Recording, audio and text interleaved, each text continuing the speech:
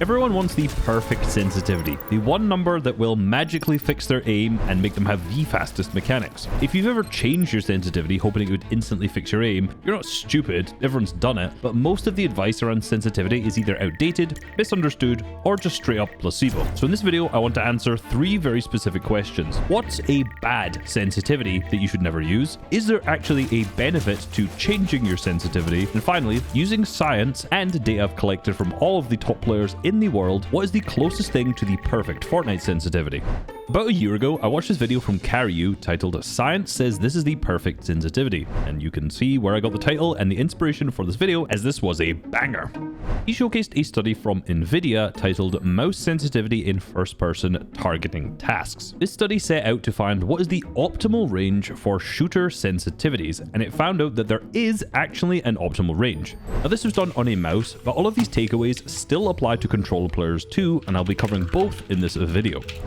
Each video game has a different sensitivity, and you can't just copy the exact number from one and paste it into another. So the one way to measure this universally is in centimeters per 360. This is basically how many centimeters you actually need to move your mouse in order for your character to do a 360-degree turn. Even though this is a mouse measurement, all of this still applies to controller players, as there is a point where your aim starts to get worse no matter the input. This study had players aim train a variety of sensitivities, and they found that the optimal range was somewhere between 20 to 80 centimeters per 360. When players went outside of this range, their aim was noticeably worse across almost every single participant in the study. Converting these figures into Fortnite sensitivity, the low end of this, which was 80 centimeters per 360, translates to 2.6%. Obviously, a sensitivity this low makes it close to impossible to build well, since I'm turning like 2017 Ali. Oh my god! Look how much I have to move my arm to edit. But it does feel like I can still aim relatively well with it, unless the player is behind me, as I cannot turn around. Oh my god, I can't do 90s. This sensitivity is probably better for something like Counter-Strike, where you don't have to have as fast movements, and controlling the mouse is much more important. Now, most controller players don't have this issue since they use build and edit sensitivity options, which I will cover later in the video, but controller definitely has a point where the sensitivity is too low and your aim just gets worse. However, I wanted to see if there were any pro players who actually played this low, so I gathered data from the top 100 pros across the world and put them all into one spreadsheet so I could analyze the numbers. I also did something similar with controller players, but there's not 100 top controller pros, so I wasn't able to gather quite as much data. Unsurprisingly, not a single player uses a sensitivity close to 2.6%, assuming 800 DPI. For reference, I've actually converted every single one of these cents to 800 DPI, since that's what most pros use anyway. The lowest keyboard and mouse sense I found was Pablo Wingo, who used 4.4%, which is 1.7 times higher than the low sensitivity bad aim cutoff. Now, finding what's the highest sensitivity before your aim gets worse is actually much more difficult. Nvidia study had the highest sensitivity at 20 centimeters per 360, which when converted into Fortnite sensitivity gives us 10.3%. So higher than this, and you'll almost definitely be making your aim worse. But interestingly, 7% of the players I analyzed had a sensitivity that was this or higher. 2 of the players close to this sensitivity are also known for their insane aim, which is Thomas HD and Threats. Testing this sensitivity is definitely high and hard to control, but it doesn't feel crazy. The movements you make are now mainly in the wrist, so there's not a huge amount of arm movement. This makes it very easy to switch angles and piece, but personally, I definitely struggled a lot to hit my shots. That's honestly not really much of a sensitivity issue though. However, there are actually players who play much higher than this, and based on this study, should have worse aim. EU player Rax plays on 13.1%. Now I tested this and I can confirm it does feel impossible to hit shots. The mouse is so sensitive, even just clicking the left mouse button is enough to move the mouse to make me miss. Woo! Oh my god, it's so hard to control on the wall. Since arm movements are very difficult with the sensitivity this high, this may lead to some overuse injuries in the wrist if those muscles are underused and weak. It's just so hard to control. Now controller players have the exact same thing as well. The sensitivity too high will shift all of the work onto those tiny muscles, and the consistency in their aim will absolutely vanish. I'll be honest, a sensitivity this high should be limited to players who just literally don't have a big enough mouse pad, and I'd imagine almost any player who uses sensitivity higher than this with plenty of mouse space would improve their aim if they just lowered it.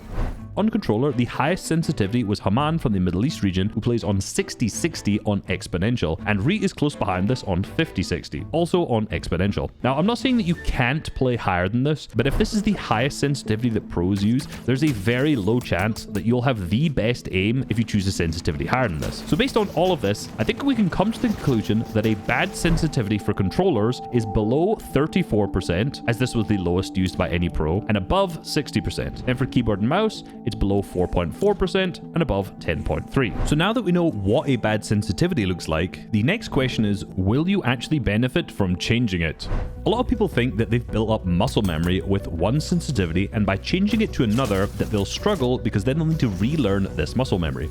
In my video titled The Trap of Optimal Binds, I showed why changing your binds was kind of pointless for this exact reason. When you change your binds, it can take weeks to readjust and you might not even be better by the end. So that's generally why it's recommended not to change them at all. But if you've ever changed your sensitivity, you know that this doesn't really happen. Even if you make a drastic sensitivity change, you might initially have some difficulty with it, but after a day or two, it feels really just natural. And weirdly, sometimes switching your sensitivity can make you feel better instantly, even though that's mostly placebo.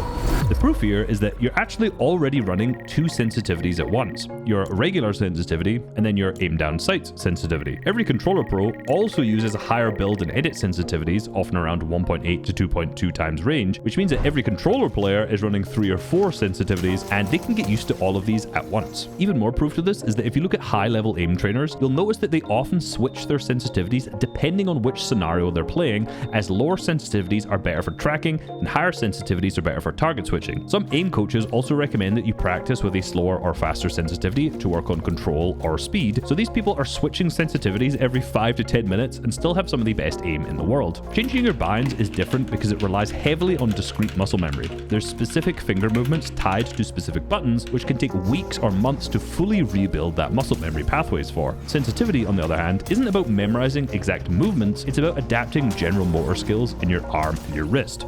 Your brain literally just has to learn how fast to move the mouse instead of relearning where and how to move. So it can do this relatively quickly. That's why changing your sensitivity usually feels natural after a day or two, whereas changing binds can feel clumsy for weeks. In practice, players are already using multiple sensitivities at once, and the brain handles this pretty effortlessly, so clearly there's no harm in trying other sensitivities to see if they fit you better. So what should you change your sensitivity to, and what's the perfect sensitivity for both keyboard and mouse and controller? When looking at the top 100 pros in the world, there are definitely some trends. However, there are also some very interesting outliers that are worth mentioning.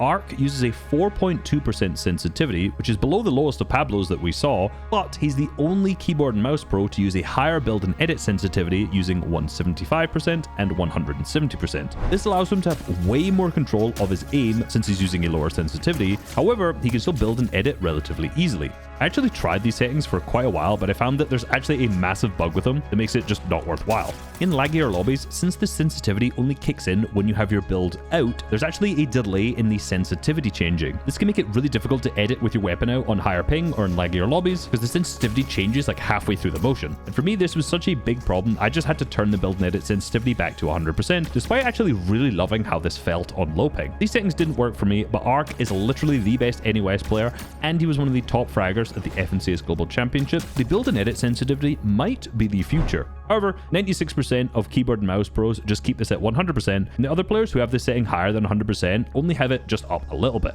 Vazen and Shark are both on 110%, and then Canada for some reason just runs 105% edit sensitivity, and I don't know why.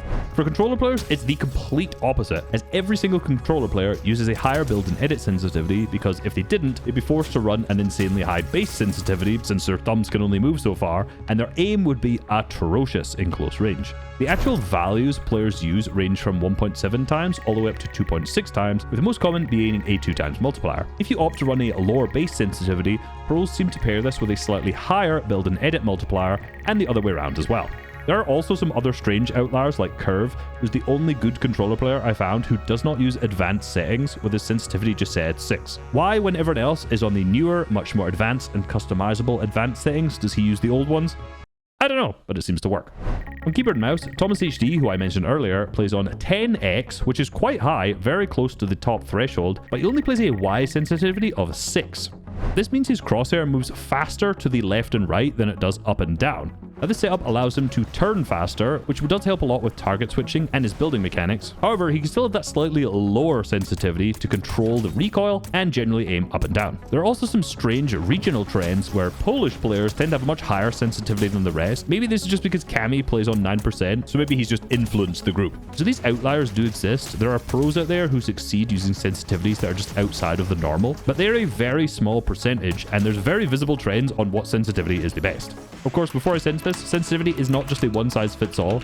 Mouse space, mouse weight, how clean your mouse pad is, how much of a wrist or arm aimer you are will all impact your aim, and on the controller, which controller you have, how old it is, how loose the sticks are, all of these things will also change how these sensitivities feel for you. But the perfect sense is actually a really good starting point for any player to use, and then you adjust based on your setup. On keyboard and mouse, 62% of pros have a sensitivity that's between 6% and 7.5% when normalizing for 800 DPI. The average sensitivity comes out to 7.1%, but this is misleading because there's actually a few players with insanely high sensitivities that kind of drag this number up. So this means that the important median value that most players use is actually 6.6%, and the three most common sensitivities that appeared were 6%, 6.4, and 6.6. Very interestingly, if we remember back to the NVIDIA study from earlier, the two extremes where players' aim got worse was 2.6% and then 10.3. So if we take the center point between those two, that is actually 6.45%, which is very close to the very common 6.6% that we found already. But hold on. Peterbot uses 6.4, Cold 6.4, Poyo 6.4, Chino 6.4. I've done it. I found the perfect sensitivity. It's obviously 6.4. Now, it's obviously much more complicated than that, but quite literally all the signs point to a perfect sensitivity being somewhere between 6.4% and 6.6%. From both the actual studies and all of the data from the pros, this is clearly the range where the sensitivity will be the best for the largest number of players. For controller, there isn't a consistent agreement on whether exponential or linear is better. However, there are slightly more players using exponential, as this allows you to have better aim in close range, whereas linear has your mechanics feeling a little better. On exponential, most players are somewhere between 40 to 42%, whereas on linear, most are between 43 to 44, which is just slightly higher. However, it should be noted that two of the best performing controller players of late, Tini and Kurama, use a sensitivity lower than this at 34 and 35% on exponential. So if you're using all of these as a starting point, adjusting it then becomes very simple. If your aim is struggling and you keep missing shots, try lower it a little bit. If your mechanics are struggling, try increase it. You can also just play to your strengths as well. If you're a slightly more mechanical player, maybe slightly higher will make sense. And if your mechanics are truly atrocious, maybe turn it a little bit down. It's probably no surprise the players who don't have reputationally great mechanics like Queasy and Fordoxy use a lower sensitivity and instead play to their strengths, which is their aim. I'm older than them, maybe I should as well, I don't know. However, one thing I've missed so far is that aiming down sight sensitivity is actually probably one of the most important things for competitive Fortnite, because opening damage per fight and storm surge tags all will use this sensitivity. On keyboard and mouse, 75% of players use between 35 to 45%, with very few players being above 48% and very few being below 33. Now, because this is a multiplier of your base sensitivity, there are some players like Fordoxy who is a high 60%, and the only reason he does this is because his base sensitivity is very low at 4.6 already, so he has to make up for it for having a higher ADS sense. The most common sense was 41% on keyboard and mouse, but I'm personally going to recommend 40% in the most scientific way possible because it's a nice round number. Similarly, on controller, there's a very small range where players are actually using. On linear, most pros are using a slightly lower sensitivity, going between 5 to 8%, with the most common sensitivity being 7%, and then on exponential, usually 8 or 9%. The key takeaway from this is pretty simple. There isn't one perfect sensitivity, but there is a very small range that works the best for the vast majority of players. So if you're lower than that range, your mechanics are probably going to suffer, and if you're above that range, your aim is probably going to suffer. If you're inside it, changing your sensitivity won't magically make you better. Training your aim will. And as I mentioned earlier, binds are a little bit different from this, and you actually might not want to try and optimize these. And you can click on this video on the screen right now to learn about the trap of optimal binds.